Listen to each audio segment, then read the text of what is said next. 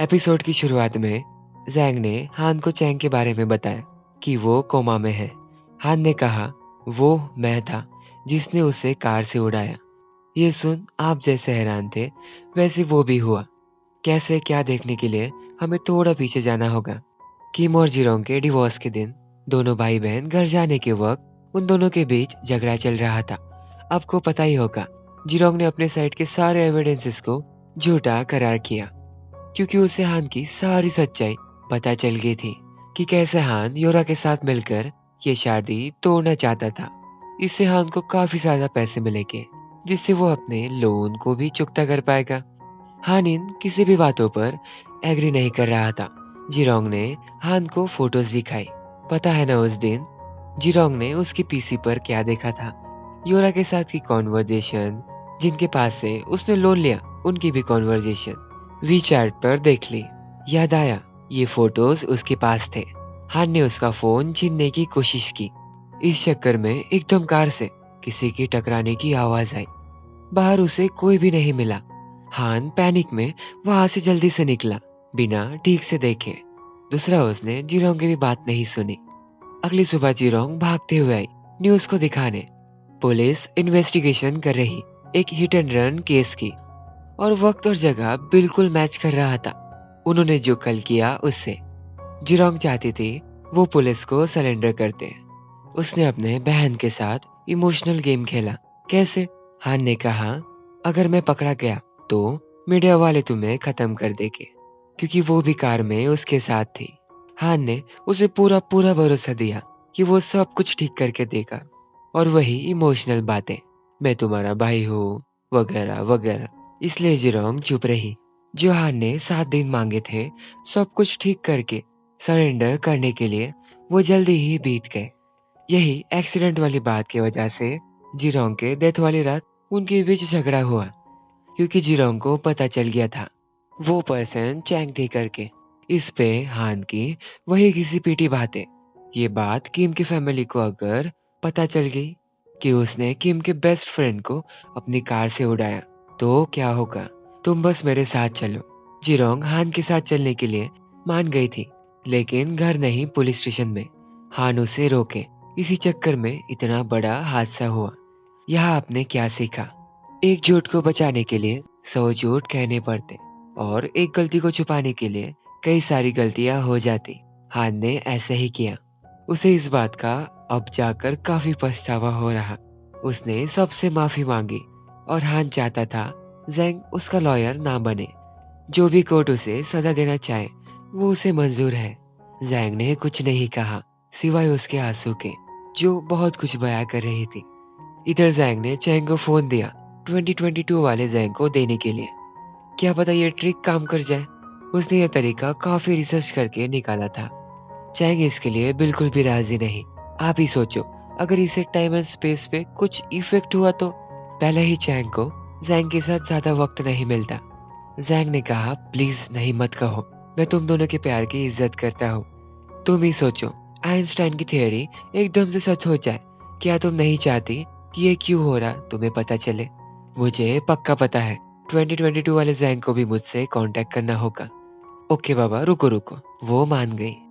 जैंग ये figure out कर रहा था उसे 7 जून की रात को चैंग को रोकना होगा इंटरव्यू से। दूसरी ये बात चैंग को पता नहीं चलनी चाहिए। ऑब्वियसली ये काफी बड़ी बात है। टाइम एंड स्पेस ओवरलैप होते। चैंग ने उसे सबसे पहले सवाल पूछा, कल तुम्हें मेरे ऑफिस में क्या दिखा? उसने झूठ मूठ का कहा, तुम्हें अफ्रीका भेजा गया है, तुमने काफी अच्छा काम किया इसलिए।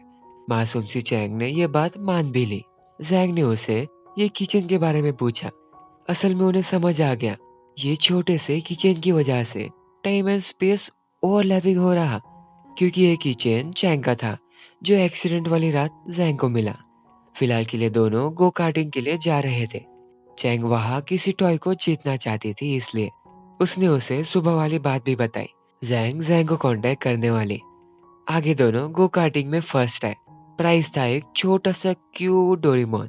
बट दूसरे लड़के ने उनसे रिक्वेस्ट की कि वो ये डोरेमोन उसकी गर्लफ्रेंड को दे क्योंकि आज उसका बर्थडे था। इसलिए चैंग ने बिना सोचे ये तोहफा उसे दे दिया। जैंग उसे ऐसा ही कैसे छोड़ेगा, इसलिए जैंग ने उसे दूसरा टॉय बाय करके दिया। पैसों की ताकत। वक्त बिल्कुल खत्म होने से पहले विचारों की किस भी रह गई। अगली सुबह चैंग को मिनी से पता चला कंपनी 2 साल तक किसी भी जर्नलिस्ट और रिपोर्टर को अफ्रीका नहीं भेज सकती। ऐसे कोई कंपनी के प्लान ही नहीं थे 2 साल। दूसरा, उसे रिसेप्शनिस्ट से पता चला अगर कंपनी का कार्ड नहीं चल रहा, इसका मतलब एक तो एम्प्लॉय यहाँ काम नहीं करता या वो कार्ड खराब भी हो सकता। उसे यहाँ समझ आ गया था कि जैंग उससे कुछ तो छुपा रहा। 2022 में जैंग चैंग के पास बैठ उसके लिए बुक पढ़ रहा था। इसी दौरान किम भी वहाँ कुछ छोटे बच्चों की बुक्स ले पहुंचा जो चैंग की बचपन से फेवरेट थी, ना कि जैंग जो पढ़ रहा। किम ने बातों बातों में एक बात छेड़ी। इतना कुछ होने के बाद किम नहीं चाहता वो हान का लॉयर रहे। जिरोंग मर चुकी, चैंग कोमा में है, किसकी वजह से? और किम किसी भी बातों को सुनने की हालत में नहीं था, इसलिए उनके बीच काफी ज्यादा झगड़ा हुआ। घर पे जैंग मास्क पहनकर चैंग के फेवरेट नूडल्स बना रहा था, जिसका खुशबू उसे पसंद तक नहीं था। गौर करने वाली बात यह थी, आज वो उसका काफी ज्यादा केयर कर रहा। चैंग ने यह देख कहा, कहीं तुम मुझसे कुछ छुपा तो नहीं रहे? वैसे अफ्रीका वाली बात मैंने मिनी से पूछी। इस पे जैंग ने बटरफ्लाई इफेक्ट का बहाना देते हुए उसे मना ही लिया कि फ्यूचर में कोई बड़ा सा चेंज हुआ होगा। जैंग जैंग से बात करने के लिए आया। 2022 वाले जैंग ने 2021 वाले जैंग को पूरी कहानी बताई। जिरोंग और किम के केस के बाद से सारी, और गांव ने क्या किया वगैरह वगैरह। इतनी सारी इंफॉर्मेशन सुन उसका ब्रेन प्रोसेस ही नहीं कर पा रहा था। दूसरी बात हान की बताई, कैसे उसकी वजह से ये सारी चीजें हुई और हान दिसंबर में अपने स्टॉक्स को बेच दोबारा गैम्बलिंग करेगा। 2021 वाले जैंग का मानना था ये लूप कभी खत्म नहीं हो सकता। ब्ला ब्ला ब्ला। जैंग ने गुस्से से कहा, तुम क्या जानते हो? मैंने जिरोंग की सफेद पड़ी हुई बॉडी देखी। तुमने कभी प्यार भी किया है? नहीं। ये सुन 2021 वाला जैंग हेल्प करने के लिए मान गया। उसने घर में देखा चैंग नहीं है। वो गए थी आई न्यूज में खुद को ढूंढने के लिए 2022 में। वहां तो उसे कुछ नहीं मिला, लेकिन उसकी मुलाकात ग्रैनी से हुई। वो पहले डर गई, उन्होंने उसे घोस्टी समझा। आगे ग्रैनी ने उसे कोई और समझ कहा, तुम्हारे जैसी ही लड़की यहाँ पे रहती थी, बेचारी का एक्सीडेंट हो गया। और बात करते करते चैंग को पूरी सच्चाई पता चल गई, जो उसे नहीं पता चलनी चाहिए थी। ऐसे इमोशनल बुरे वक्त में जैंग वहां पहुंचा, क्योंकि 2022 वाले जैंग ने उसे कहा था कि तुम प्लीज प्यार के खातिर चैंग के पास रहो। चैंग को ये बात समझते कि उसे 2022 वाले जैंग ने यहाँ आने के लिए कहा, वो गुस्से से चली गई। रास्ते में चैंग को एक ट्रैफिक पुलिस को देख अपने डैड की याद आई। उसका पास्ट भी काफी इमोशनल था।